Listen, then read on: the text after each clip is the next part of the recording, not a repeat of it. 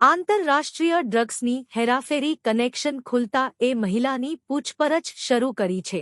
ની કસ્ટડીમાં આવેલી 41 વર્ષીય ફિલિપાઇન્સની મહિલા જીનાલિન પડીવાન લિમોનની હેરોઇનના જથ્થા સાથે એરપોર્ટ પરથી ધરપકડ કરી છે ને બાતમી મળી હતી કે વિદેશમાંથી ડ્રગ્સની હેરાફેરી કરવા માટે એક મહિલા અમદાવાદ ઇન્ટરનેશનલ એરપોર્ટ પર આવી રહી છે, જેને લઈને ની ટીમ એરપોર્ટ પરથી મહિલાની અટકાયત કરી તપાસ કરતા સ્કૂલ બેગમાં હેરોઇનનો જથ્થો સંતાડ્યો હતો, જે સ્કૂલ બેગમાં 2.121 કિલો હેરોઇન કુલ 15 કરોડની કિંમત મુદ્દામાલ કબજે કરી મહિલાની ધરપકડ કરી.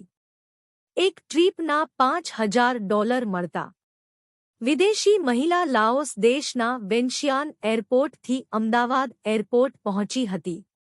જો કે વિદેશી મહિલા ડ્રગ્સ કેરિયર તરીકે કામ કરી રહી છે અને વિદેશથી ડ્રગ્સ ભારતમાં ઘુસાડવા માટે એક ટ્રીપના $5,000 મળતા હોવાનું તપાસમાં ખુલ્યું છે. ફિલિપાઇન્સની મહિલાની ધરપકડ બાદ પૂછપરછ કરતા અત્યાર સુધી 3 વખત ભારત ડ્રગ્સની ડિલિવરી કરવા આવી હોવાનું સામે આવ્યું છે, જેમાં અગાઉ ટ્રાવેલ્સ હિસ્ટ્રી જોતા વર્ષ 2022માં એપ્રિલ અને જૂન મહિનામાં દિલ્હી આવી હતી, ત્યારે પણ ડ્રગ્સ ડિલિવરી કર્યું હોઈ શકે છે. લાઓસ દેશમાં બેઠા હતા ડ્રગ્સ માફિયા.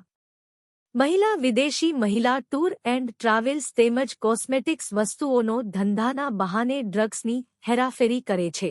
જો કે મહિલાને 3 બાળકો છે અને પતિ સાથે છૂટાછેડા થયા હોવાથી એકલી રહે છે. મહિલા ડ્રગ્સ માફિયાના સંપર્કમાં આવી ગઈ હોવાથી ડ્રગ્સની હેરાફેરી કરી રહી હોવાનું કબૂલાત કરી રહી છે. જો કે ભારતમાં ડ્રગ્સની ડિલિવરી કરવાની લાઓસ દેશમાં બેઠેલા ડ્રગ્સ માફિયા ફોનમાં સૂચના મળ્યા બાદ આપવાનું હતું. ટીમે હેરોઇનના જથ્થા સાથે મહિલાની ધરપકડ કરી. મહિલા ડ્રગ્સ કોઈ પાસે પહોંચે તે પહેલા જ ટીમે હેરોઇનના જથ્થા સાથે મહિલાની ધરપકડ કરી 1 દિવસના રિમાન્ડ મેળવી વધુ તપાસ શરૂ કરી છે. ગુજરાતમાં ફરી એક વખત આંતરરાષ્ટ્રીય ડ્રગ્સ માફિયા ડ્રગ્સ એરપોર્ટથી ઘુસાડી રહ્યા છે, ત્યારે આ મહિલાએ અત્યાર સુધી કેટલી વખત ડ્રગ્સની હેરાફેરી કરી અને ડ્રગ્સ પહોંચાડ્યું છે, જેને લઈ વધુ તપાસ શરૂ કરી છે.